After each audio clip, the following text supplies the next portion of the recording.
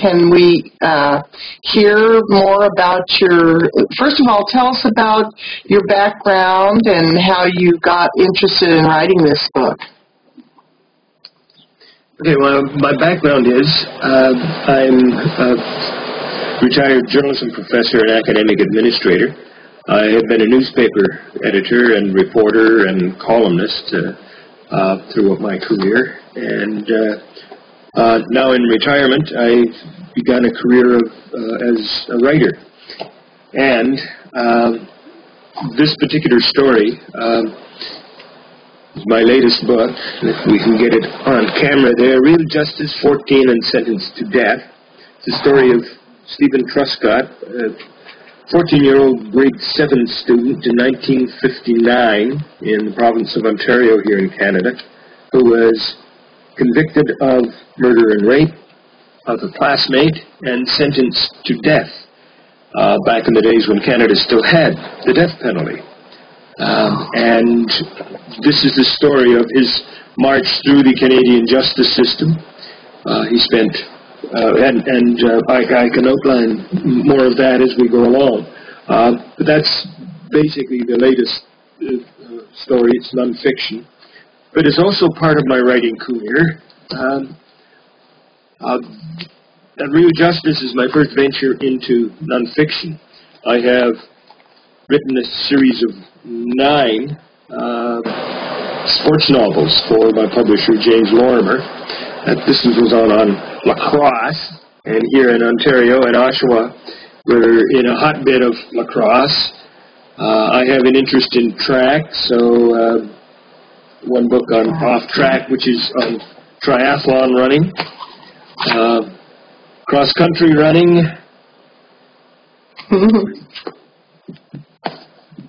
another one on cross-country running,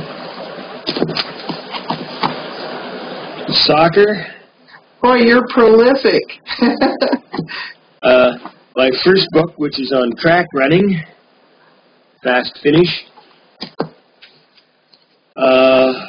road racing, which is road rage, which is based on an actual road race that is held here annually in our community. And couldn't be Canadian if we didn't have a couple of books on hockey. Of course. And The Enforcer. And all of these are set in, these fiction books are set in our local community here. But have received here in Canada some very positive reviews and come as highly recommended in the school system. So it's an interesting area. So this one, The Real Justice, was a switch into a new area. And on this, it's a case that has always been in the consciousness here in Canada because it has been a high-profile case right from the beginning, and so for 50-some-odd years now. In this particular story, the case of Stephen Truscott actually changed the justice system in Canada significantly. Number one, it was instrumental in the elimination of the death penalty in Canada, when a nation was just horrified that they had sentenced this young man to death. Because once he was tried at the age of 14, tried as an adult because of a quirk in the system, convicted, I think simply because of stupidity on the part of many of the people who were involved. They didn't look at the case itself clearly. And, from that, even the rules of evidence were changed based on his case. So, if you want, I can run through briefly the story itself to give the viewers an idea of the magnitude of what we're dealing with. the case began in 1959. It was on an Air Force base. The Royal Canadian Air Force had a base in a small Ontario rural town of Clinton, Ontario. And on a very hot, early June evening, the weather was unseasonable, that a young girl, Lynn Harper, went to a schoolyard where brownies were meeting and Girl Guides, and she helped out with some of the parent volunteers who were helping run that organization. And at the school, she met Stephen Truscott. She told Stephen that she wanted to get a ride to the highway so she could hitchhike. And her story was that she could hitchhike down to the farm that had the ponies. Now, Stephen wasn't a close friend of this girl, but they were classmates. And I emphasize again, in the 7th grade. So Lynn was 12 and Stephen was 14. He gave her a ride on his bicycle from this school down a rural road 1 mile away where he dropped her off. And this is the story that he has told for this 3 years now. They rode down this rural road. He took her to the highway, dropped her off. Then he returned about another 400 yards or meters, like they're roughly the same, to a bridge over the Bayfield River.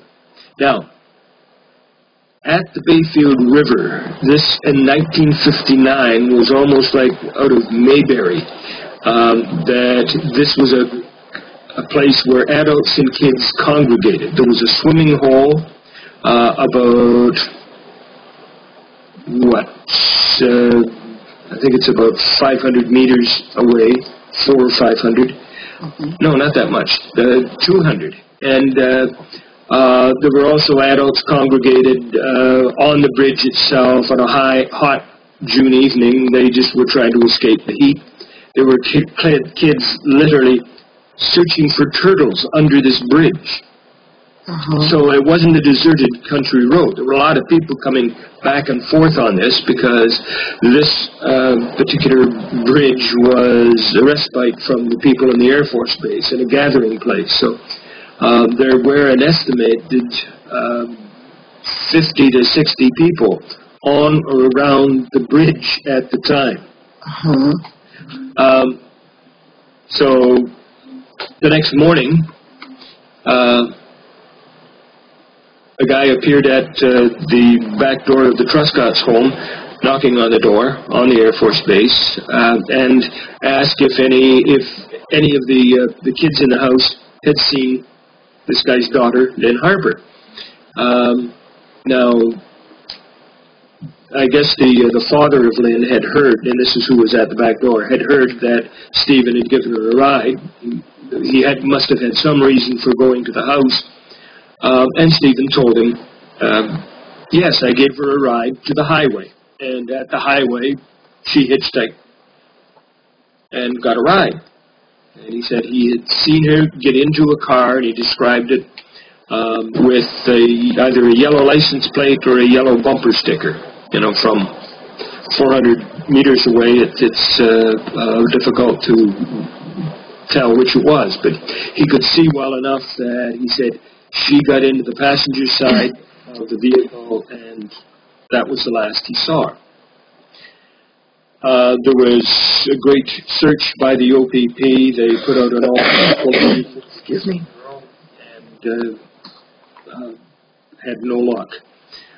In the meantime, that day, the police began to question everybody who had been on that road that they could find during the evening to see what they had seen. In that process, they, of course, talked to Stephen. They talked to a number of other people. And in it, Stephen repeated his story a couple of times to police officers. They found some other witnesses who had seen Lynn at the school, and they found witnesses who had seen them talking with Stephen. And they also found a couple of kids who had said that, one in particular who had said that he had seen Stephen and Lynn cross the bridge.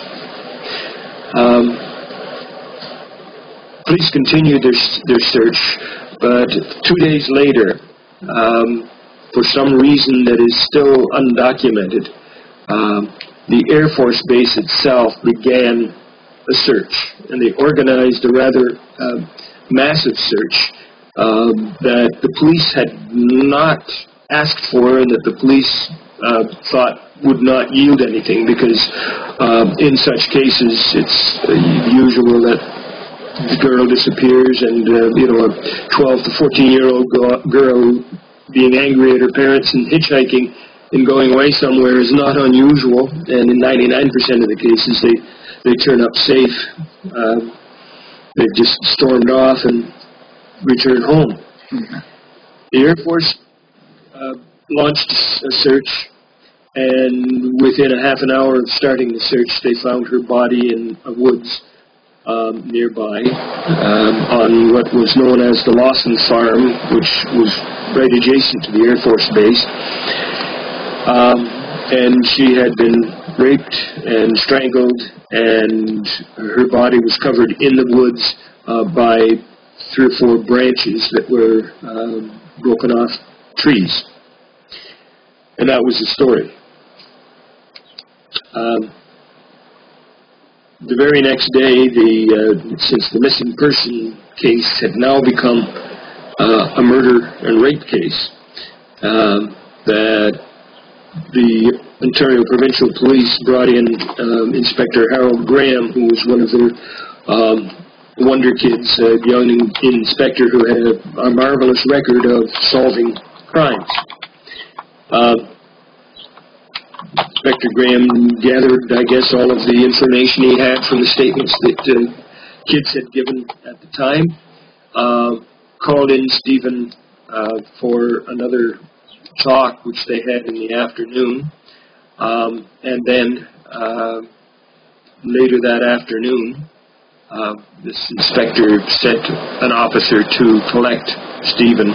He wanted to talk to him again this time, and one of the strange little quirks of it, he said, preferably without his parents. Now, law and general acceptance of standards at that time said that any young person being questioned had to be accompanied by his parents, but it wasn't a firm law. So even though it was a guideline that most people followed, he ignored it. Had Stephen picked up,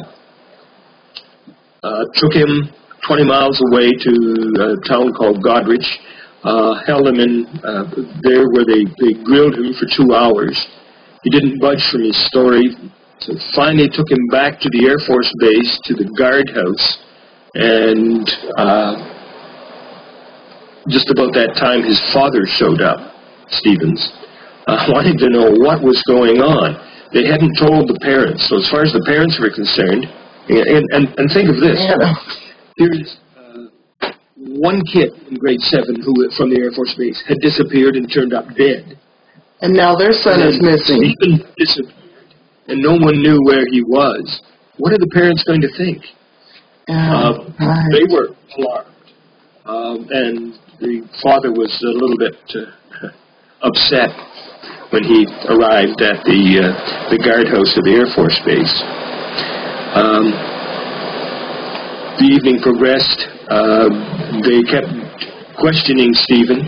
He didn't change any of his story. He had given Lynn a ride. He had seen her get in the car, and that's the last he had seen of her. They called in a couple of doctors, and one of which was the family doctor of the Truscotts, and finally got approval from Stephen's father for a medical examination. In the medical examination, likely I think the one factor that led them to charge Stephen was that in the examination they found 2 lesions on his penis. The one doctor said that, well, that was definitely the result of a very clumsy rape.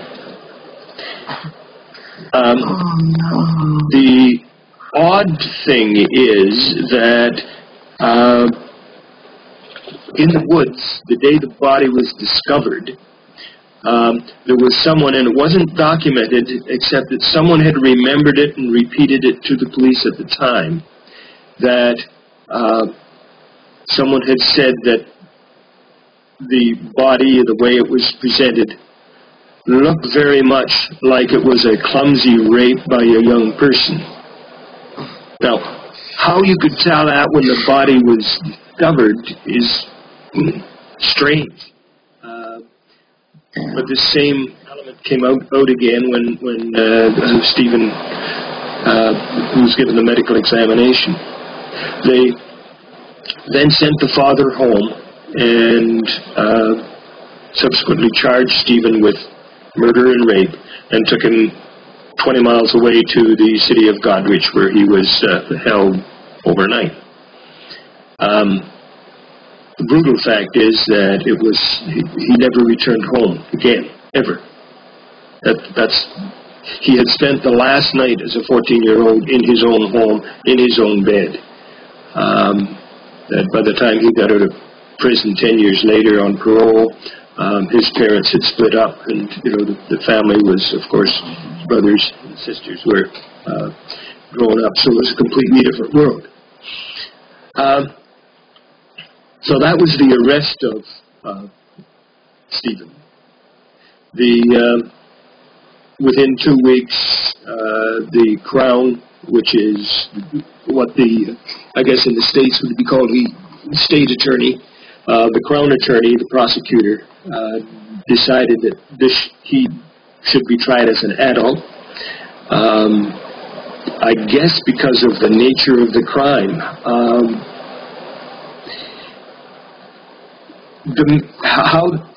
And again, I'll use the term here. It's like, again, Mayberry. This is a laid-back rural community that happens to have an Air Force base on it. The people in the Air Force base primarily came from small towns, so we're dealing with small-town people. On the Air Force base, Stephen was known as, a prime athlete. He was looked up to by his classmates. I've talked to people who had known him at the time. He was basically a very nice kid. His father had been named earlier, just a couple months earlier, named Person of the Year on the Air Force Base because of his activities in volunteering with kids and coaching and all the things he did. All of a sudden, Stephen is charged with this murder and rape, and there's a great hue and cry for him to be tried as an adult, and the community turned him into a monster overnight. That he was held in jail for trial. The trial began 3 months from the day that Lynn Harper disappeared. Trial lasted 13 days in court, and he was convicted. Once the jury came back with the decision of guilty, the judge had no leeway at all. The judge had to then pronounce, even though the jury had said guilty with a plea for mercy. But because he was tried as an adult for murder, the judge had no latitude and had to sentence him to death. In which you get I used the original trial transcripts heavily in the book so that I could give this some authority. Yeah. If I can read just from the first beginning of the book. This is the judge's words. The jury has found you guilty after a fair trial. The sentence of this court upon you is that you be taken from here to the place from whence you came, and there be kept in close confinement until Tuesday, the 8th of December, 1959, and upon that day and date you are to be taken to the place of execution, and that you there be hanged by the neck until you are dead. And may the Lord have mercy on your soul. 14 years old. 14. Oh my Even if God. guilty, that is just astounding. It is. It's astounding. Wow. Well, where could someone get your book if they want to read the whole thing? The book is available in most of the regular places. It's available directly from my publisher, James Lorimer and Company, in Halifax. Okay. There are warehouses in Halifax. As well, it's available on Amazon, both Amazon.ca and Amazon.com, Okay. and can be ordered directly there. Okay. Okay, well, that's pretty heavy story. Hopefully you'll be in the chat room on the night that on the day that we broadcast this interview and be able to answer some questions. Yes, that would be what day? I will have to let you know on that.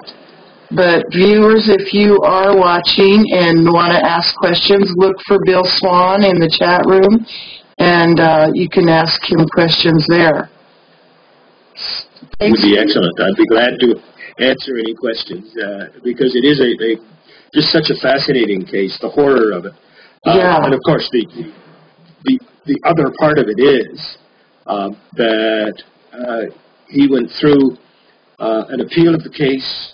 There was a Supreme Court review in 1966 that upheld the conviction, and finally, after years and years and years of activity, there was a final Supreme Court of Canada review, and he was exonerated. Oh, good. As I show in my book, I think there is enough from the original case to indicate that he couldn't have done it. No. Highly improbable. So young. Oh, my God. Okay, well, we look forward to reading that book. Thanks for being with us on the show. And well, I'm glad to have the opportunity of being here. All right. We'll let you know when it's airing. Okay. Thank you very much, Julia.